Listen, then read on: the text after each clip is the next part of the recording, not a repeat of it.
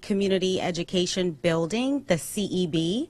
My name is Tamara Morris. I'm the Chief Operating Officer here.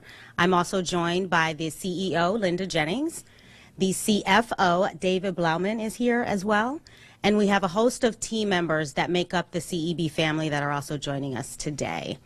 I also want to mention that we have some of our esteemed faculty and students from several of the schools that we house here at the CEB, Kuumba Academy, Great Oaks Charter School is also represented here. Yay. And we also have faculty and students from the University of Delaware's Arts, Associates in Arts program. So we're grateful, yes, that you guys are here today. President Biden and the EPA have an opportunity to set the strongest possible standards to protect our air and health. For decades, Senator Carper has been a champion for climate and environmental justice. And today we're going to talk about his fight and the next steps in that process. Those of us that work with students, we understand, for their success, we understand how important it is to maintain and actually fix this climate crisis. And we're excited that he's here to talk about what his work has done and what the next steps are in that process. But before we hear from the senator, we are going to hear from a professor of biology with the University of Delaware's Associate in Arts program, Dr. Dwight Higgin.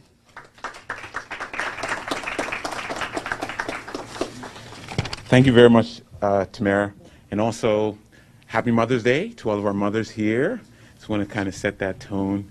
It's really a great opportunity for us to be here today, and I'm very glad to represent the University of Delaware and my student here.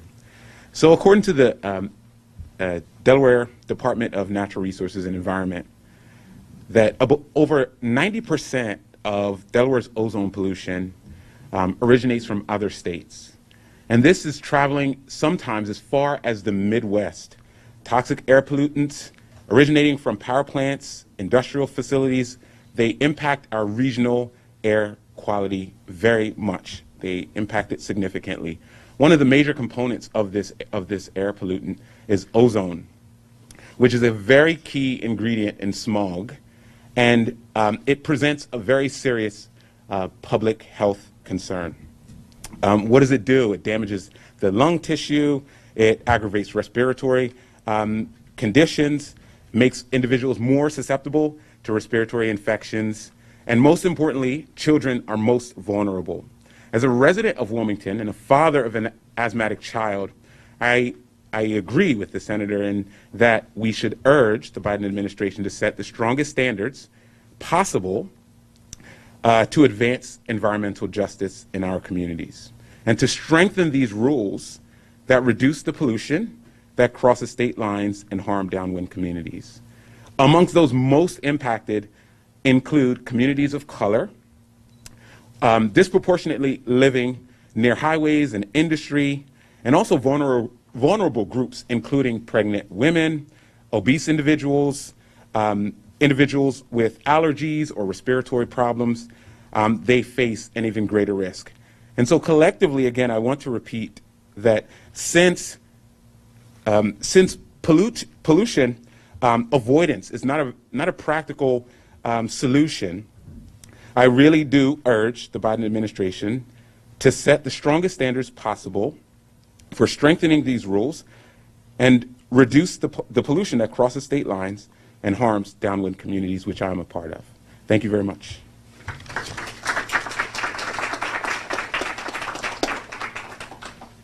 Thank you, Dr. Higgin. Next, we will hear from a beloved science teacher, 7th and 8th grade, 7th and 8th grade from Kuumba Academy, Mr. Raequan Jones.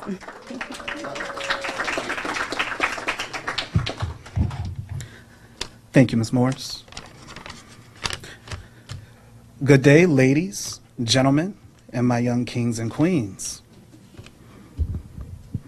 Communities of color are vulnerable communities, and vulnerable communities are hit first and worst by pollution. The level of pollution poses a major threat to the health of the children in my local community. There are so many people in Delaware working hard to improve the lives of our children. But it is just as important for us to look out for the immediate and long-term impacts of major health risks like pollution from dirty power plants in states west of us. Currently, as a teacher, I have personally seen the impact of air pollution has had on our next generation. Despite being home to more than 8,000 children and 48,000 adults who suffer from asthma, among other high-risk groups, Newcastle County received a failing air quality grade on ground-level ozone pollution from the American Lung Association. The cost of inaction is great. For every second that goes by with inaction costs about $4,700. To put that in perspective, each day that equates to $400 million. And each year that equates to about $148 billion. We cannot allow the continuation of the high level of air pollution to continue to be the norm for our children. We need President Biden and the EPA to adopt the strongest possible cross-state air pollution rule standards to protect our people and reduce the pollution from these power plants as we make a full transition to clean energy. Thank you.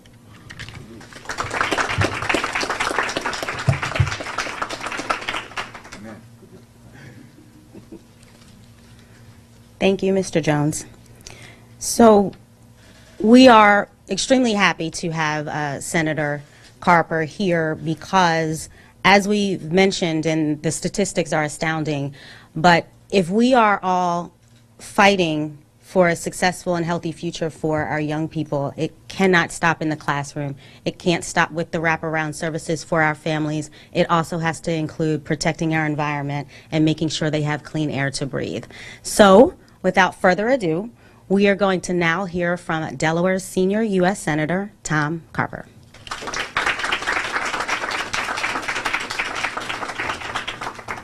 Mind if I just take this mic? Sure. I'm just going to carry it around. Can you take that? Hey, thanks. I'm going to keep this. Save this picture, please. I'm going to show you this picture. Is this a great picture? Which one is she? In the bottom right-hand corner. There she is. That's what she looked like 4 years ago. 4 years ago. That was the bottom right-hand corner. Ooh, don't lose this. How y'all doing? Good to see you. Who goes to Kuumba? Who used to go to Kuumba? Everybody still go? I used to mentor in Kuumba. Kuumba Academy is a charter school. And we started charter schools probably about, I want to say 20 years ago. Anybody know who the governor was that started charter schools in Delaware?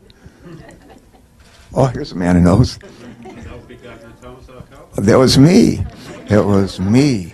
And we wanted my boys. Our boys are now 32 and 33. But when they were a little bit younger than you guys, they were going to go to public schools, and we want to make sure they got a good education.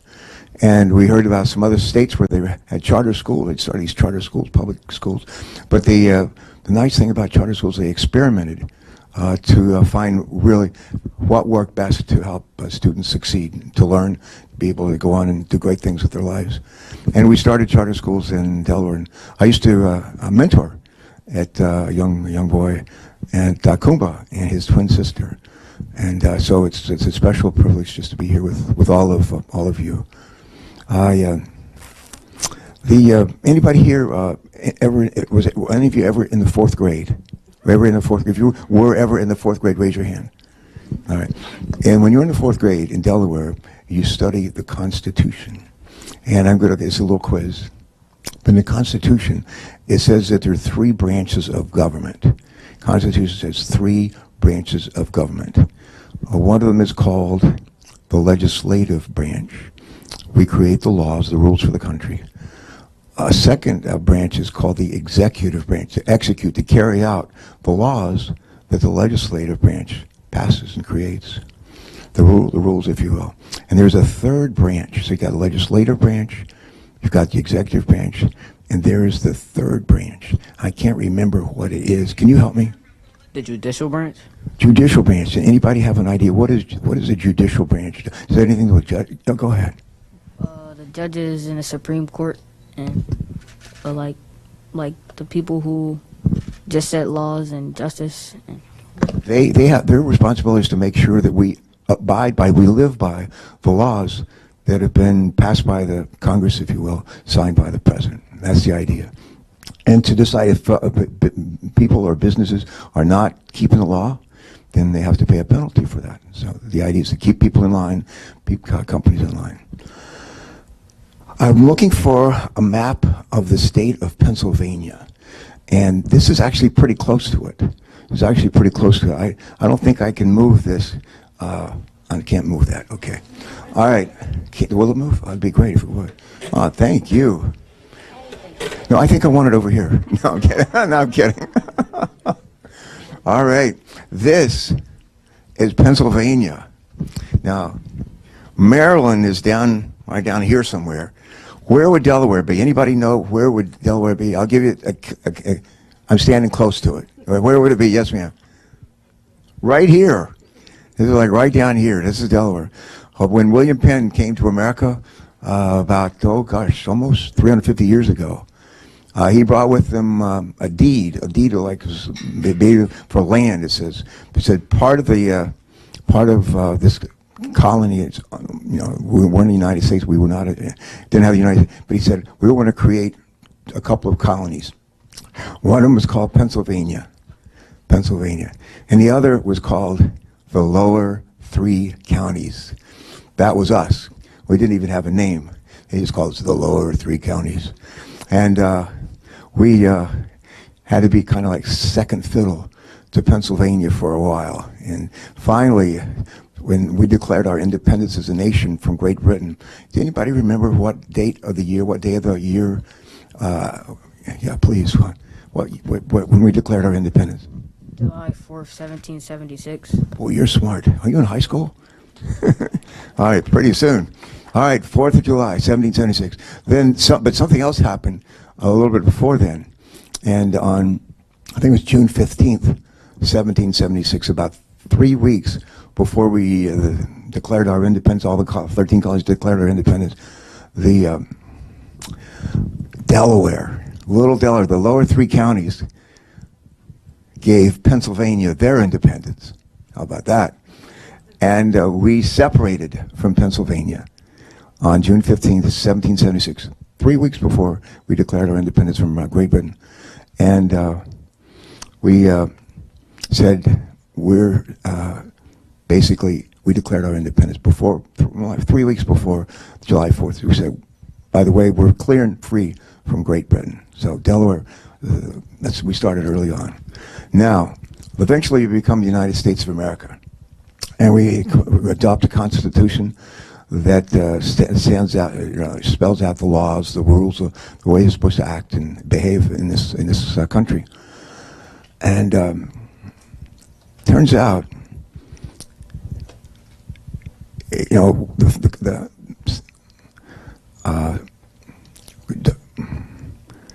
when Thomas Jefferson wrote the independent, what's it called? The Declaration of Independence. Thomas Jefferson wrote the Declaration of Independence. He talked about life, liberty, and pursuit of happiness. Life, liberty, and pursuit of happiness. You can't have life and liberty if you have only dirty water to drink and dirty air to breathe. And over the years, Congress, where I work now, Congress, the legislative branch, working with the executive branch, and the judicial branch, the judges, have worked to try to clean up the air, clean up the water, and make sure that you guys grow up and eventually your kids and grandchildren grow up in a place with clean water to drink and clean air to breathe. And anybody hear of climate change? Climate change. Our planet's on fire. It keeps getting hotter and hotter and hotter. And we're trying to do something big about that. So what does that have to do with my visit here? As it turns out, we have 50 states, But if you have little Delaware down here, and we don't pollute our air, and we don't pollute our water, but up here in Pennsylvania, they burn coal to create electricity, and when they burn coal, it puts up into the air pollution, and the winds a lot of time blow this way, and the pollution that comes out of these coal-fired utility plants creating electricity over here, the pollution eventually comes down right here. In Delaware, the quality of our air is not good. Quality of our air is not what it should be, because these people aren't playing by the rules. And we have been trying forever to convince the courts, like the Supreme Courts and courts of appeals and so forth, say, Pennsylvania, man, you need to be able to create electricity for your folks, but you got to do it in a way that doesn't harm Delaware. And finally, after years of trying to get this done, we're right on the verge of getting this change. It's a big deal. There's so many kids. Does anybody know anybody who has asthma? Anybody know? I have so many kids who have asthma and older people who have asthma. And one of the reasons why is because some people don't play by the rules. Does anybody know what the golden rule is? Anybody know what the golden rule is? Anybody? Yes, please. Treat other people the way you want to be treated. Let's say that. Treat other people the way you want to be treated. Right, one more time. Treat other people the way you want to be treated. That's called the golden rule. And for years, our neighbors up to the north have violated the golden rule. The courts have now said, the Biden administration has now said, you gotta abide by the golden rule. You can't treat Delaware the way you wouldn't want to be treated. And what's going to happen? We're going to have in the years ahead a lot cleaner air to breathe, a lot fewer people going to the hospital, a lot fewer kids missing school, a lot fewer kids, especially with asthma, having to carry around inhalers, and people are going to live a longer, healthier life. This is a wonderful, wonderful triumph for the Golden Rule, and it's actually a great triumph for Delaware, and it means a brighter future for all of you, and eventually someday for your kids and your grandchildren. And with that, I'm going to stop. All right, thank you very much.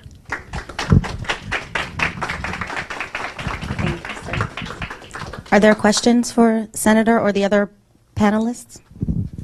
I wish somebody would ask me about my hat. Tell us a little bit about your hat, Senator. Thanks.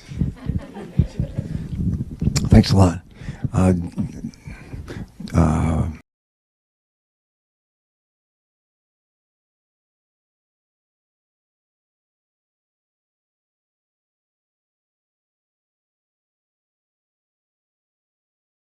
The nation for, 250, 60 years.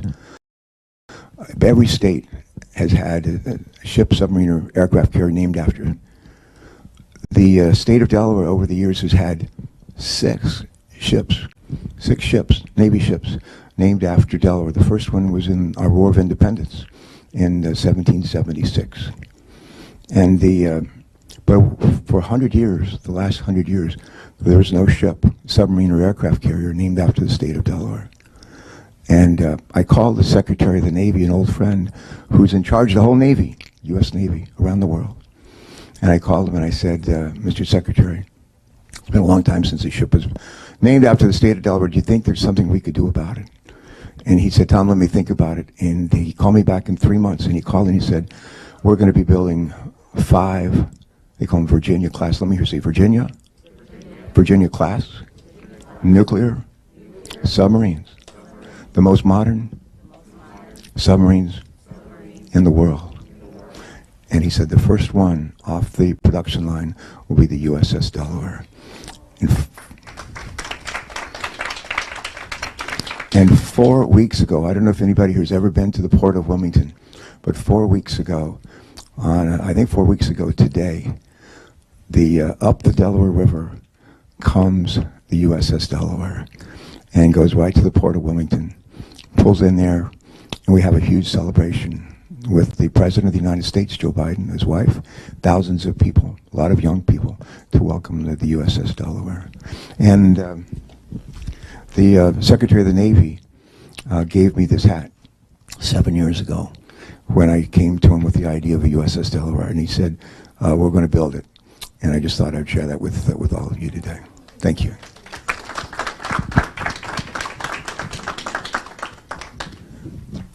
Questions? Come on, just ask one a really hard one. Please. So what is the perspective of the states like Pennsylvania and the West in terms of, is it, and this is a regional effort, not just Delaware, but impacting Delaware specifically. What is their perspective on the industry, for example, in New Jersey, or in terms of this overall effort, and them being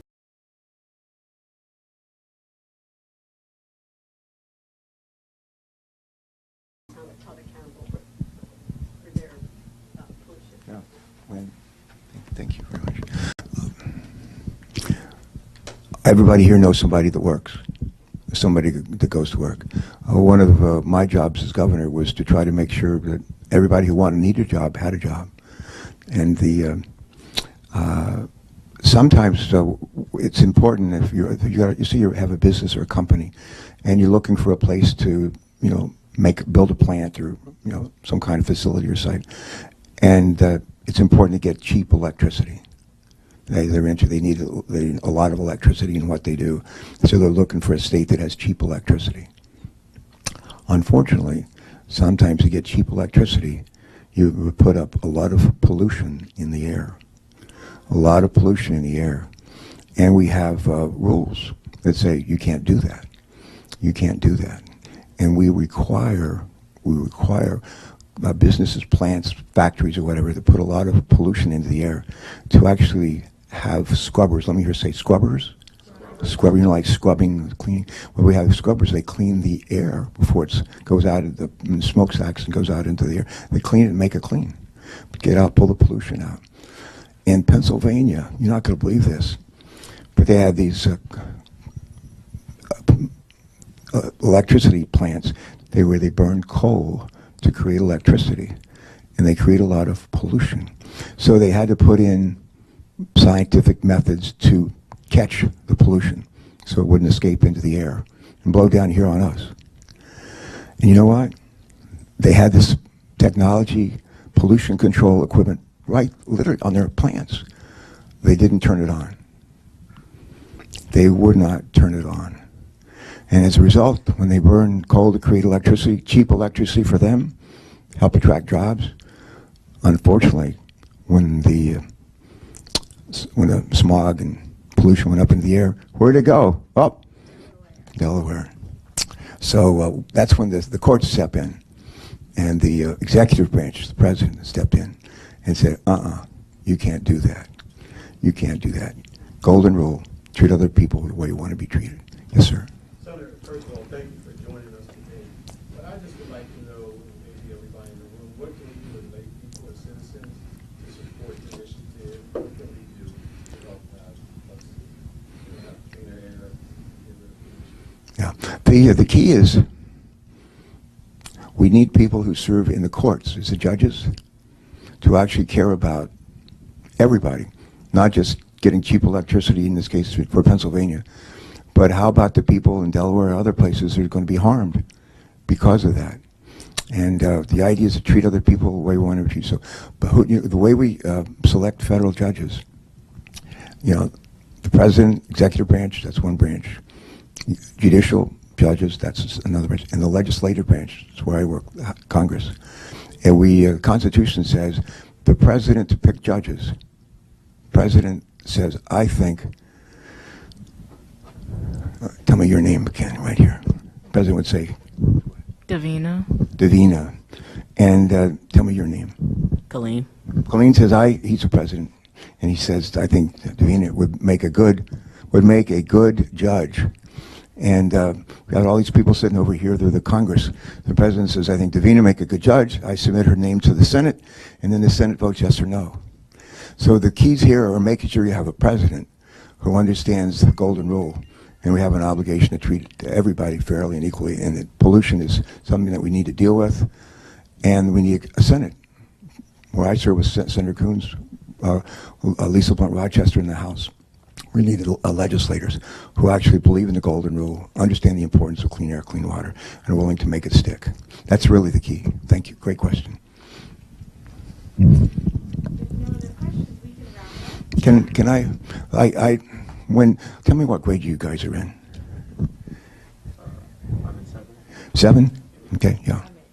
8? 7? 7? You, man? 12th grade. She was held back for a year. Someday you'll graduate. Not that long, 4 or 5 years from now, you'll graduate from high school. And they have kind of a graduation exercise or a commencement exercise. And maybe you've been to one of those. Anybody ever been to one of those? Or maybe an older brother, sister, or cousin? Anyway, someday you're going to graduate.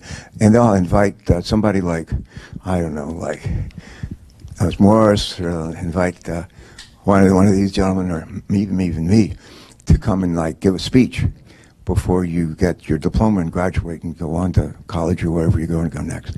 And I might be asked to give a little speech. And the speech that I will give has 10 words in it. 10 words. It's a short speech. People graduating like short speeches, right? They like short speeches. And since I may not be invited to give your graduation speech, I want to give it to you right now. And I'm going to ask you to join me in repeating it. Would you do that? Okay. There's 10 words, and I'm going to do it 2 words, 2 words, 4 words, and then 2. And the first 2 words, and I'm going to ask you after I say these, I'm going to ask you to repeat them. Aim high. Let's say that again. Aim high. Aim high. The second 2 words are work hard. Let me hear you say work hard. Work hard. Very good.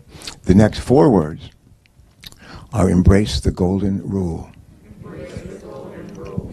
And the last 2 words are don't quit. Don't quit. Let's do it one more time. Aim high. Aim high. Work hard. Work hard. Embrace the golden rule. Embrace the golden rule. Don't quit. Don't quit. Those are maybe, we've heard about the 10 Commandments. Those are 4 really good rules for you to follow in your life. To aim high, work hard, embrace the golden rule, most important rule of all, and just don't quit. And I hope that when you go on from this place, that you will change the world.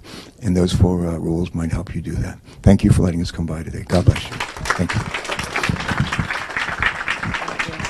Thank you for coming, sir. Thank you for your leadership. My pleasure. And Is your father here? yes. Stop it on me. She wouldn't be here but for this man and her mom. And I've been lucky enough to know them both. The apple did not fall from the tree. Give him a round. Nice work, Dad. Tell your mom I said hi too. Thank you. I love you. Thank you, Senator. I love you too. I apologize about the rain. It will not allow us to go see the bees on the roof today, but we do want to invite you back and the rest of you back to join us to take a look at the honeybees on the roof through Dr. McDevit.